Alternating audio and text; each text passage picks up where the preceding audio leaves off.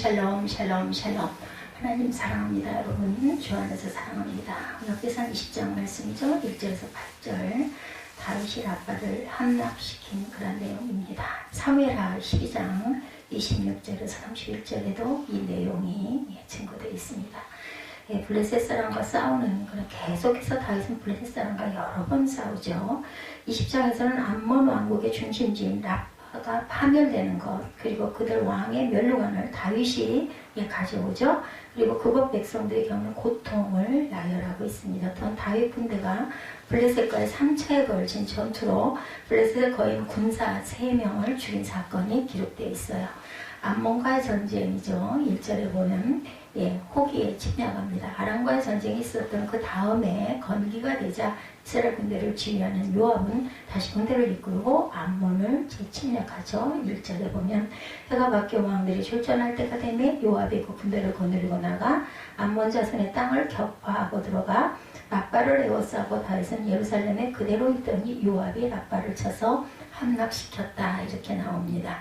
아람과의 전쟁이 있었던 그 다음에 건기, 호기다 이렇게 얘기하고 있죠. 왕들이 출전할 때는 건기에 해당하는 시기를 말합니다.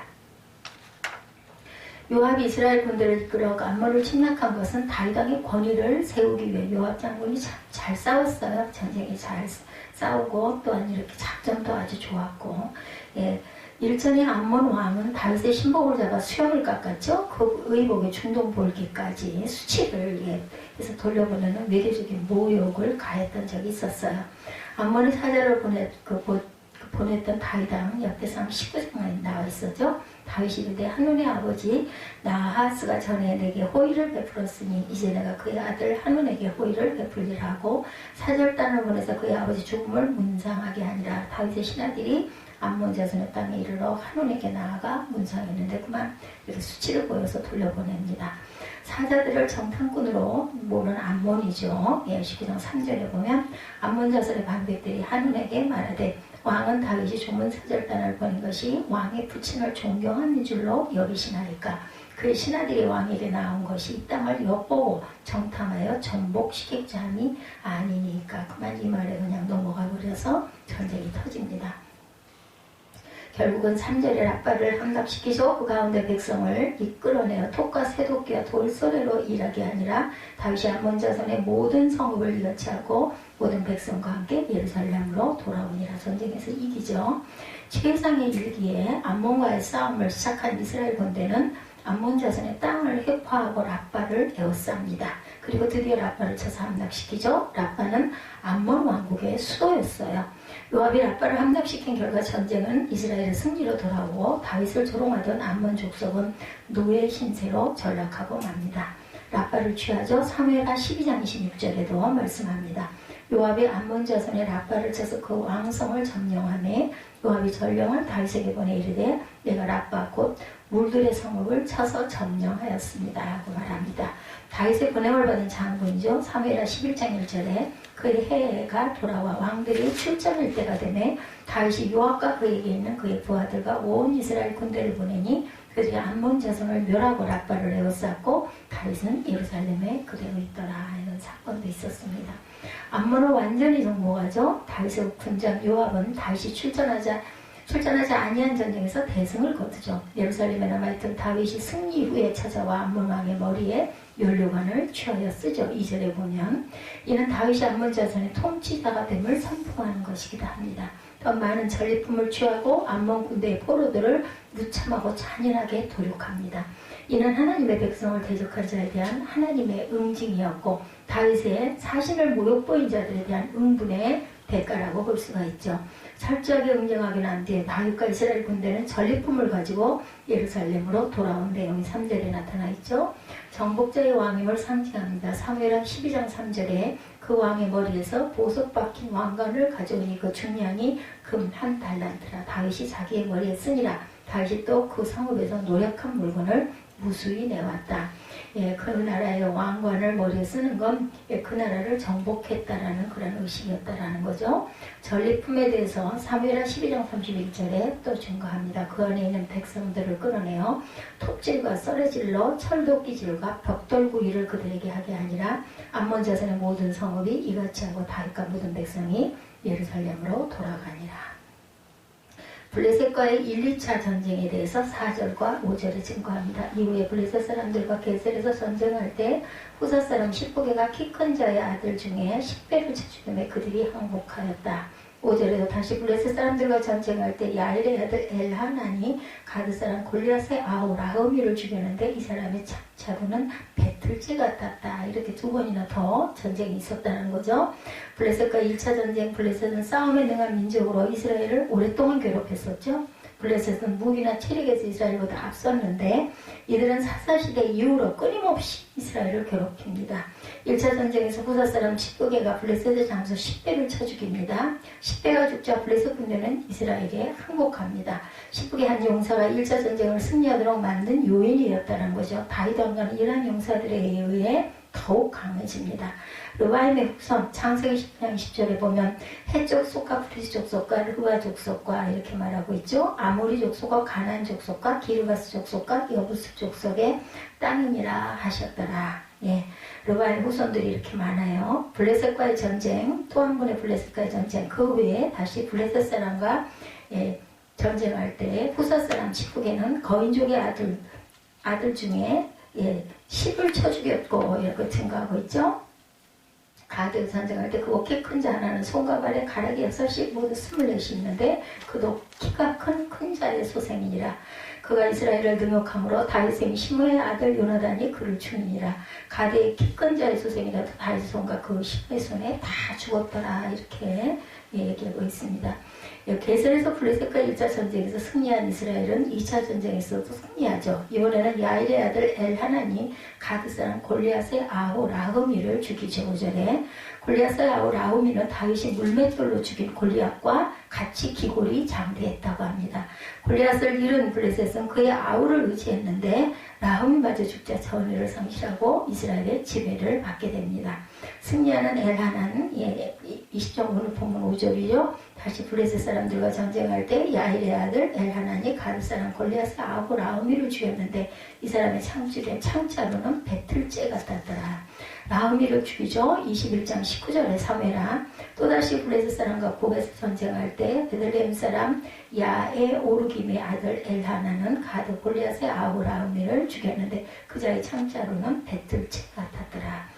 그렇게 같이 얘기하면 역대상 20장에 사무엘하 21장 19절에 블레셋과의 3차 전쟁이 6절에 이스라엘을 능욕하는 블레셋 용사 가드에서 이스라엘과 블레셋은 3차 전쟁을 합니다. 1, 2차 전쟁에서 싸움에 능한 장군이 죽었지만 아직도 블레셋에는 매손과 매발에 가락이 6이 모두 24이 있는 용사가 있었던 거죠. 그는 자신의 장대함과 기형적인 몸에서 대단한 힘이 발휘될 것으로 믿고 이스라엘을 능욕합니다. 장대한 자의 소생이라 거인족이에요. 또 가드에서 전쟁할 때 그곳에 키 큰 자 하나는 손과 발에 가락이 6이 모두 24이 있는데 그도 키가 큰 자의 소생이라 아낙 자손이 날던 곳 가드라고 여호수아 11장 21절 2절에도 이스라엘 자손의 땅에는 아낙 사람들이 하나도 남지 아니하였고 가사와 가드와 아스도데만 남았더라. 거인족에 대한 이야기죠. 요나단이 능욕하는 자를 죽입니다. 이스라엘을 능욕하는 말을 들은 다윗의 형 시므아의 아들 요나단은 이름이 똑같아요. 그죠? 사울의 아들과 그 블레셋 용사를 죽입니다. 이는 하나님의 백성을 능욕한 자들에 대한 하나님의 심판이었다. 하나님을 능욕하던 거인 골리앗이 소년 다윗에게 주었던 것처럼 하나님의 백성을 능욕한 블레셋의 장대한 용사가 요나단에 의해서 죽음을 당합니다. 능욕자를 응징하죠. 역대상 20장 7절에 보면 그가 이스라엘을 능욕함으로 다윗의 형 시므아의 아들 요나단이 그를 죽였다. 장대한 자가 모두 죽어요. 가드의 키 큰 자의 소생이라도 다윗의 손과 그 신하의 손에 다 죽었더라. 8절에 그렇게 나타나죠. 하나님은 블레셋의 장수들이 다윗과 그의 신복의 손에 다 죽게 하십니다. 블레셋의 장대한 소생이 다 죽었다는 것은 다윗의 부하들이 블레셋의 유명한 용사들을 완전히 멸격시킨 것을 가리킵니다. 하나님께서는 이스라엘로 하여금 계속 승리를 얻게 하심으로 하나님의 나라가 더욱 견고하게 하도록 하죠. 용사는 용맹을 자랑하지 말아야 합니다. 에레미야 9장 23절에 여호와께서 이같이 말씀하시되 지혜로운 자는 그의 지혜를 자랑하지 말라. 용사는 그의 용맹을 자랑하지 말라. 부자는 그의 부함을 자랑하지 말라. 하나님을 대적한 자가 없다. 로마서 8장 31절에 그런즉 이 일에 대하여 우리가 무슨 말하리요? 만일 하나님이 우리를 위하시면 누가 우리를 대적하리요? 말씀합니다. 결국은 이 시장의 결론은 고대 이스라엘에 있어서 전투의 승패는 그들의 영적 도덕적 상태와 밀접한 연관이 있다는 것을 우리가 압니다. 그들이 하나님의 뜻을 쫓을 때 전쟁에서 승리하였지만 그 뜻을 거역했을 때는 또한 실패하죠. 따라서 우리는 영적인 전쟁을 치르는 자는 어떠한 경우에도 하나님의 뜻을 쫓아 승리해야겠습니다. 하나님이 베푸신 은혜를 망각하면 어떻게 되는가? 성경 여러 곳에 예가 들어져 있죠. 하나님께서는 요셉을 통해서 애굽의 대기근을 면하게 하시죠. 주변 나라들로부터 모든 재물을 모아 강대국이 되게 하셨지만 나중에는 이스라엘 백성을 악하게 대함으로 하나님께서 진노를 쏟으시죠. 모압 지역은 하나님이 지키셨으나 갈락이 이스라엘을 타락하게 해서 대적함으로 결국 나라가 망하게 됩니다. 역대상 20장 5절에서 8절에 보면 암몬 자손도 같은 예로 등장합니다. 다시 블레셋 사람과 전쟁할 때 야엘의 아들 엘라난이 가드 사람 골리앗의 아울 아우미를 죽였는데 이 사람의 창자로는 배틀채, 배를 이렇게 털 때 이렇게 막 휙 돌려서 치는 거 제가 본 기억이 납니다. 이렇게 대단했다는 거죠. 6절에 또 가드에서 전쟁할 때 그곳에 키 큰 자 하나는 매 손과 매 발에 가락이 6씩 모두 24이 있는데 저도 장대한 자의 소생이라 저가 이스라엘을 능욕하는 거로 다윗의 형 시므의 아이들 요나단이 저를 죽이니라. 가드 장대한 자의 소생이라도 다윗의 손과 그 신복의 손에 다 죽었다라 증거하죠. 블레셋 장수들은 모두 키가 크고 힘이 센 그러한 그 거인족들이었고 그렇지만 다윗과 그 용사들에게는 대적이 되지 못했다. 하나님의 선민 이스라엘을 모욕하고 대적했기 때문이죠. 이스라엘은 보통 나라가 아니라는 것을 알아야 합니다. 하나님의 친히 다스리는 나라였던 거죠. 그것은 출애굽 과정을 보면 알 수가 있는데 광야의 과정들을 보면 이미 널리 알려진 사실입니다. 여리고의 기생 라합의 고백에도 나오죠. 그들은 신체 조건을 많이 의지했어요. 골리앗은 키가 9척 장신이었다고 하는데 1척이 30cm로 계산하면 2m 70. 그 골리앗. 당시 사람의 신장은 보면은 225 정도. 그 정도 됐다고 그래요. 이스라엘 사람들은 거룩한 목적을 가지고 전쟁에 임합니다. 항상 명분이 하나님을 기쁘시게 하는 신령한 곳에 있어야 되겠다. 다윗이 골리앗과 싸울 때 그 의분을 본받죠. 크리스찬의 대의 명분은 일반 사람보다 더 깊은 곳에 있어야 되겠다는 거죠. 신체 조건보다 하나님의 도우심을 바라면서 담대히 나가야 합니다. 어떤 싸움이든 영적 싸움도 마찬가지죠. 이런 전쟁뿐만 아니라 그들은 주눅을 들지 않습니다. 하나님의 배후에 계시고 도와주시면 겁낼 것이 없어요. 그래서 우리는 이 말씀에서 짧은 역대상 20장 말씀을 통해서 한번 그 묵상을 해보면 하나님의 은혜를 늘 잊지 말아야 되겠죠. 이스라엘 백성들의 패단 중 가장 큰 패단, 하나님의 은혜를 잊어버려요. 그렇게 하나님께서 늦은 비와 이른 비를 주시고 그리고 전쟁에서도 싸워주시고 아주 그 고난을 피하게 해주시고 해도 결국은 조금 좀 편해지면 또 잊어버리고 자꾸 우상숭배를 함으로 인해서 하나님이 노하시죠. 암몬 사람들이 하나님 은혜를 잊죠. 애굽도 그랬고 이스라엘 역시 하나님 은혜를 망각하는 망각증에 걸렸던 것이죠. 선은 그 주인을 아는데 그래서 그렇게 보면 소만도 못하다는 거죠. 하늘이여 들으라 땅이여 귀를 기울이라. 야훼께서 말씀하시기를 내가 자식을 양육하였거늘 그들이 나를 거역하였도다.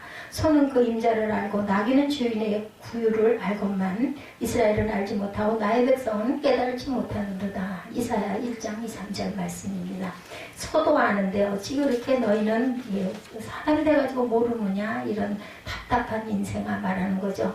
하늘과 땅은 모든 역사 가운데 하나님께서 이스라엘 백성에게 하신 모든 일의 증인으로 부르고 계십니다. 하나님과 이스라엘의 관계는 부자 관계죠. 아들과 아버지 관계. 그들은 등을 돌리고 달아나고 떠나고 배은망덕하죠. 기회만 있음을 등을 돌리는 이스라엘. 소와 나귀는 그 주인을 알고 자발적으로 구유나 여물통으로 돌아오는데 이사야 말씀이죠. 아까 소 나귀만도 못한 이스라엘. 그러나 이스라엘은 깨달지를 못한다. 짐승보다 못한 이스라엘, 하나님께서는 은혜를 망각하는 사람은 반드시 판단하시고 그에 응당한 처벌을 하십니다. 우리는 하나님의 은혜를 항상 깊이 생각하고 어떠한 역경일지라도 또 그 중에서도 생각해보면 감사할 제목들이 많이 있습니다. 우리나라는 미국의 참전으로 사실상 하루 만에 나라가 생기게 됐어요. 그죠? 예, 이후 한국전쟁을 거치며 16개국의 참전과 그들의 피로 나라가 다시 세워졌습니다. 북한을 물리치고 그 이후로도 함께함으로 안전을 보장해주고 지원하고 수많은 선교사들이 들어와서 우리나라를 위해 도움을 많이 주었죠. 예, 먼저는 하나님께 감사, 둘째는 유엔에게 우리는 늘 감사해야 됩니다. 미국은 우리를 아들나라처럼 그때는 생각을 했던 거 참 많은 도움을 줬어요. 저도 기억이 납니다. 그리고 구호물자, 제가 어린 날 이런 말로 이런 옷 같은 것도 많이 왔던 기억이 납니다. 그리고 부모를 멸시하지 말아야 되겠다. 부모가 하나님이 주신 생명을 대신 받아 낳고 기르게 해주시죠. 그리고 생명을 하나님이 주셨으니 하나님께만 감사하면 되고 부모는 멸시하면 하나님이 기뻐하시지 않습니다. 사람에게도 우리는 감사할 줄 알아야 합니다. 항상 하나님의 도움을 바라고 의지하자. 두 번째입니다. 아무 일도 안 하고 하나님의 도우심만 바라는 것은 신앙적인 태도가 아니죠. 하나님이 우리에게 주신 여러 달란트를 사용하고 최선을 다해 활동하고 노력하면서 하나님의 도우심을 우리는 구해야 합니다. 그런 손발이 묶이고 아무것도 할 수 없을 때는 더욱 하나님의 도우심만 바라게 되더라고요. 보니까 하나님의 도우심 없이 사람의 힘으로 하는 것은 정말 불과 얼마 안 됩니다. 최종적인 결과는 하나님이 늘 만들어 주신다라는 것. 우리의 노력과 일은 아주 미미합니다. 열심히 농부가 씨를 심고 가꾸어도 기후조건과 모든 것이 안 좋으면 열매를 맺지 못하죠. 자라게 하시는 분은 하나님이심을 우리는 고백합니다. 그것을 위해서 우리는 믿음의 씨앗을 늘 심어야 되겠죠. 히브리서 4장 16절입니다. 그러므로 우리가 긍휼하심을 받고 때를 따라 돕는 은혜를 얻기 위하여 어디에? 은혜의 보좌에 우리는 담대히 나아가야 합니다. 99.9%가 하나님의 도우심으로 되는 줄 알고 최선을 다해야 되죠. 하나님이 해주실 거니까 하고 또 손 놓고 누워 자면 안 됩니다. 하나님의 긍휼을 구하는 것, 이때 하나님의 도우심이 항상 함께한다는 것을 믿고 구하고 바라봅니다. 주의 긍휼하심을 얻고 때를 따라 돕는 은혜를 얻기 위하여 우리는 오늘도 담대히 나아갑니다. 이런 하나님의 도움을 바라는 사람들은 하나님은 사랑하십니다. 사람은 계속 도와달라고만 힘들하죠. 그렇지만 부모는 능력만 있으면 도와주고 싶어져요. 가장 미운 짓을 하고 실망을 시켜도 그래도 또 보면은 아이고 죽겠구나 하고 따뜻한 걸 보여주고 갖다 주고 싶어하는 부모의 마음. 하나님은 말할 것도 없죠. 우리가 부모의 마음이 돼보면은 압니다. 부모에게 더 이상 배울 것, 들을 것 없다 해서 멀리하고 부모를 업신여기면 안 됩니다. 사람은 계속 다 되어달라고 하면 힘들어하지만 하나님은 그렇지 않죠. 들어보고 상의하고 그렇게 부모의 마음을 다른 게 없어요. 좀 들어주는 거, 아이고 힘드시겠어요. 그죠? 좀 안타까워하는 거, 그 마음이면 부모는 굉장히 마음이 따뜻해지죠. 아빠가 필요해요. 이렇게 하면 부모는 기뻐합니다. 그래서 아빠들도 마치 이런 것처럼 하나님께 도움을 구하면 하나님도 기뻐하시죠. 하물며 하나님은 능력이 무한하시고 창고가 비는 일이 없기 때문에 무소부재, 그죠?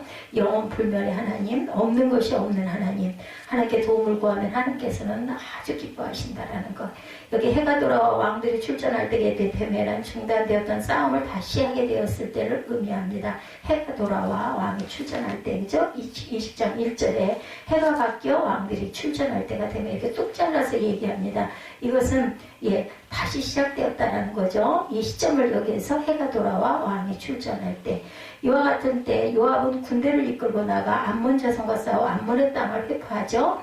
요압은 라빠를 쳐서 함락시킨 후 왕의 멸류관을 취해서 다윗에게 갖다 바치죠. 이것은 이스라엘에 승전할 때 출전할 때 승리를 의미하는 것이라고 말씀했죠. 4절에서 8절에 우리가 쭉 읽었었습니다. 이후에 블레셋 사람들과 게셀에서 전쟁할 때 보사 사람 19개가 키가 큰 자의 아들 중에 10배를 쳐 죽이며 그들이 항복하더라. 다시 블레셋 사람들과 전쟁할 때 야일의 아들 엘하나니 가드 사람 골리앗의 아우 라그미를 죽였는데 이 사람의 창자로는 배틀채 같다더라. 또 가드에서 전쟁할 때 그곳에 키 큰 자 하나는 손과 발에 가락이 6씩 모두 24이 있는데 그도 키가 큰 자의 소생이라 그가 이스라엘을 능욕함으로 다윗의 형 시므아의 아들 요하난이 그를 죽이니라. 가드의 키 큰 자의 소생이라도 다윗의 손과 그 신하의 손에 다 죽었더라. 이스라엘은 암몬과 싸우는 동안 블레셋과 싸우죠. 이스라엘은 블레셋과의 2번의 전쟁 그리고 가드와의 전쟁에서 모두 승리하죠. 이 전쟁을 승리로 이끈 자들은 시프기야와 엘하난과 그리고 요나단이었습니다. 그들이 싸운 장대한 자의 소생이란 민수기에 언급된 안악자손과 관계된 자들, 거인들이라고 말했죠. 민수기 13장 33절에 증거합니다. 다윗의 전쟁사에 대한 기록이 18장에서 20장까지 오늘 보면 20장까지 계속되었어요.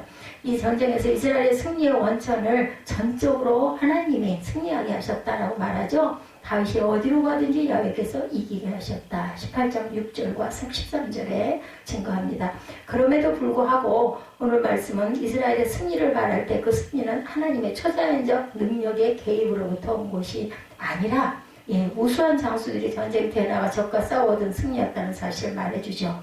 이스라엘의 전쟁사를 보면 어떤 때는 인간의 재능이나 능력과 관계없이 오직 하나님의 초자연적인 능력의 개입으로 승리를 얻게 되는 경우가 있고 어떤 때는 이런 초자연적인 능력의 개입이 전혀 없이 우수한 군대의 힘에 의해서 승리를 얻는 경우가 있는데 이와 같은 사실들은 하나님의 역사하심이 언제나 초자연적인 방법을 통해서만 나타나는 것은 아니고 우리의 삶 가운데 적용되는 자연적인 질서를 통해서도 나타난다는 사실을 말합니다.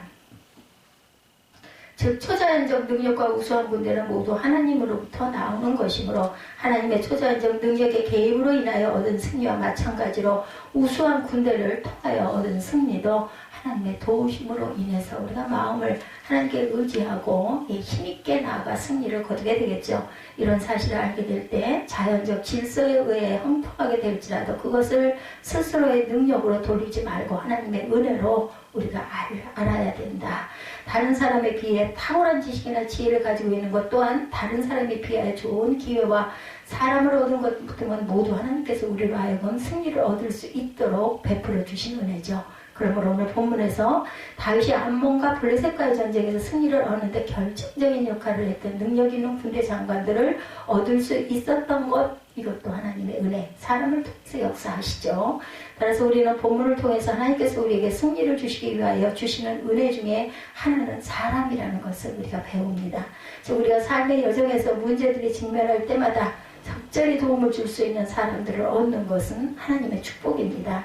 그들의 도움을 통해서 문제를 극복할 수 있기 때문이고 또한 이로 인해서 약속의 땅을 향하여 한 걸음씩 전진해 갈 수 있기 때문이죠.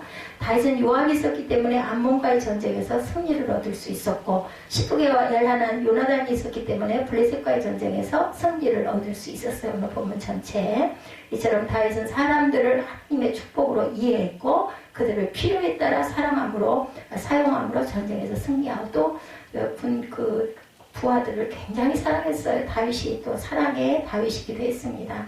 오늘 말씀은 하나님께서 자연스러운 방법을 통하여 우리에게 합당한 사람을 주실 때 그것은 하나님의 축복이라는 사실을 말씀합니다. 그래서 우리는 우리와 함께 할 수 있는 사람들을 하나님의 축복으로 여기고 도움이 필요할 때마다 그들 가운데 도움을 줄 수 있는 합당한 사람을 찾아서 그에게 도움을 구한다면 우리의 삶 가운데 승리가 이루어질 것을 주님의 은혜로 이루어지고 있다는 것을 잊지 않는 저와 여러분 되시기를 주님의 이름으로 축복합니다.